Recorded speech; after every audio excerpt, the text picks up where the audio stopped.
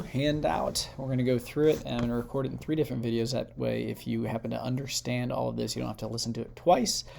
So one will be the main topics and events. Next one will be important people, and finally the vocab and facts to know. That's how we're going to break things down. So getting started, how did the cotton gin impact slavery? If you remember, slavery was about ready to die. It wasn't profitable to raise cotton. People just weren't making any money. It took an entire day to clean 1 pound of cotton.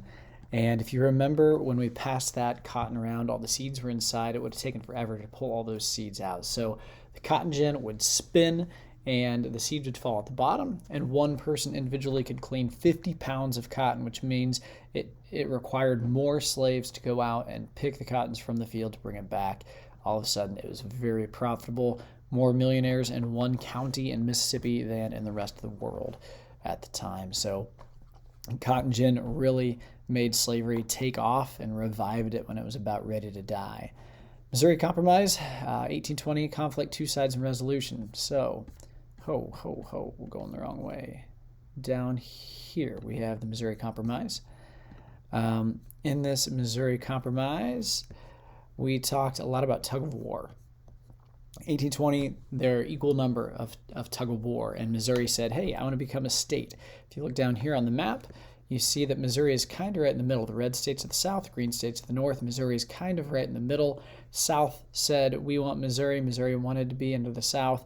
Problem being, if you get an extra person on the tug of war team, it's no longer fair. So balance of powers, when they're going to vote in the Senate on issues, the south is going to have more power. That's an issue. So what they ended up doing is they said, yeah, Missouri can join the South, but we're going to split, and we're going to have Maine be a state now. That way the North has another state. Things are even. Our tug of war teams are even. And then they also add this line, 3630 parallel, right at the southern line of Missouri. And they said anybody above that in this unorganized territory would have to join as a free state. No southern states, no slave states could be up here. And so the North really got the better end of the deal because they only had this Arkansas territory in the South at the time. So there were a lot less opportunities for free state or for slave states to join up. So really the North got the better end of the deal because they have all this potential for free states in the future. That was the Missouri Compromise. It worked well for a few dozen years. And then we have the Compromise of 1850. Conflict, 2 sides, resolution. Issue then after this was it worked well until we got California said, hey guys, I want to play. So if we look at this map, 3630 parallel, if we drew a line straight across, it would slice California about right in half. What are they going to do? What side's California going to be on? So they wanted to make everybody happy. Again, Henry Clay was the guy that came up with these compromises. Smart guy, try to make both sides happy. The compromise means both get a little bit of what they want, but they don't give everybody what they want. California joins the free states. So there's all this purple area that's free. Now these are territories, Oregon, unorganized Minnesota. And so they don't have votes where California will have a vote. What do they give the South? They don't give them an extra vote, but they do create the Utah Territory and New Mexico Territory, and they say when they join, they get to decide. So there's potential to be in the South then. So New Mexico Territory, more than likely, they'll get at least one state out of it in the South. And Utah, well, even though they're above that parallel line, they were going to let them decide. The biggest thing they got, though, was the Fugitive Slave Act, which meant that if any slave escaped up into the North, those slave owners could go up into the North, bring them back, and they were required to go back with them. Not only that, there are some shady rules, like if a judge was brought a case and the slave said, no, I'm free. The black individual in the North said, oh, I'm free. I've never been a slave. And the person from the South, the slave owner, said, no, he's my slave. The judge would get awarded something, I believe it was $5 if he awarded him to be free, and $10 if he awarded him as a slave. So it sounded like some pretty crooked business going on there. That was a compromise of 1850. Kansas-Nebraska Act. We go back to that map if I can find it. Gracious sakes, so many windows, so many tabs. Kansas-Nebraska, if you look at this map, it's not shown on this map, but This is kind of the line of Nebraska right up here. That's our top. That's the east side. And then it comes on over here and down. Kansas is right below. So Kansas and Nebraska said that they want to join as states. They said they can have popular sovereignty, which means whatever is popular, whatever people like, that would be how they rule. Sovereignty is how it's ruled. So whatever is popular, that's the rule is. So Kansas and Nebraska both got a vote on whether or not they were slave or free. Problem being, people in the North went to those places to cast a vote, pretending like they lived there. People in the South rushed to those places to cast a vote because they knew it was going to make a big difference whether or not their tug-of-war team won for what the South wanted versus what the North wanted. So all these Northerners flood in, all these Southerners flood in, oil and water mix, two different sides that hate each other. Fighting breaks out. John Brown famously was one of them there. There's a monument in Nebraska City right now for John Brown's cave. But fighting broke out, people died, it was bad news. Looking at the 1860 election, these are 3 of the 4 primary candidates. John Bell's not listed on here. It's a pretty minor character. Abraham Lincoln, what you need to know about him, he was against slavery, but he didn't want to abolish slavery. He didn't want to get rid of it. His primary concern was keeping the Union, just like a wedding ring, there's the Union. Man and woman come together, it's supposed to be forever. The United States is supposed to be together forever with that Union. He wanted the Union to stay together. That was his top priority. So he didn't want slavery to expand, but he didn't want to get rid of it. Not at first. John Breckinridge, he was a popular sovereignty guy, but not as big as Stephen Douglas. They were both Southerners. John Breckinridge from Kentucky.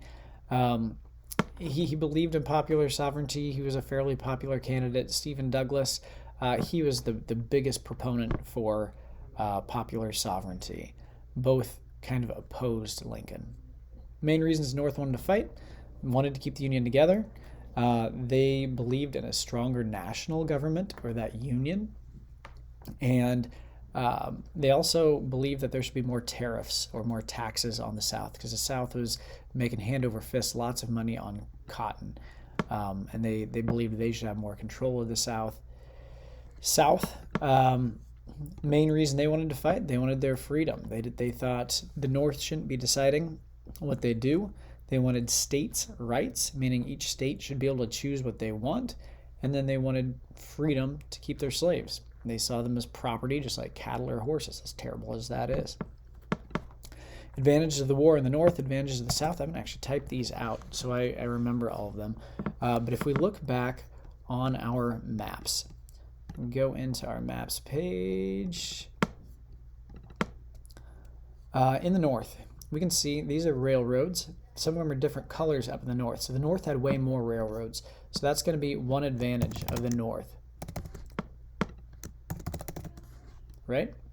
But if we look at that exact same map, the South has less, but they're almost all the same color. They're almost all the same gauge. They're all 5 feet wide, where the North, you jump on a train up here to bring ammunition, and you have to switch trains every time it changes colors because they're different size. Your train can't go from one side to the other side. So both had an advantage with the railroad.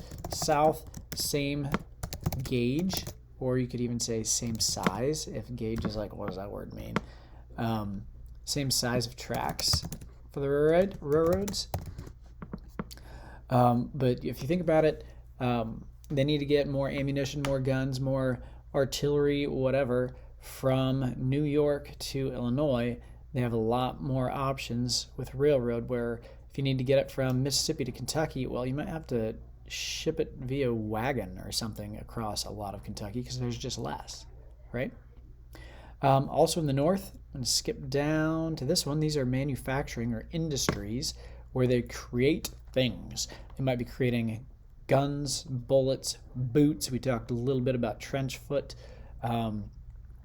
The making of things. All these big, tall charts in the orange are 18 and orange. That's the color green, ladies and gentlemen. That's green.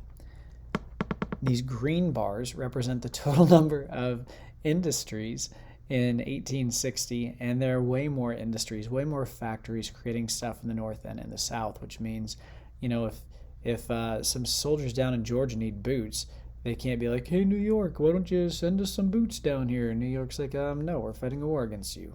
So, big advantage for the North, more factories to make war equipment, guns, bullets, etc.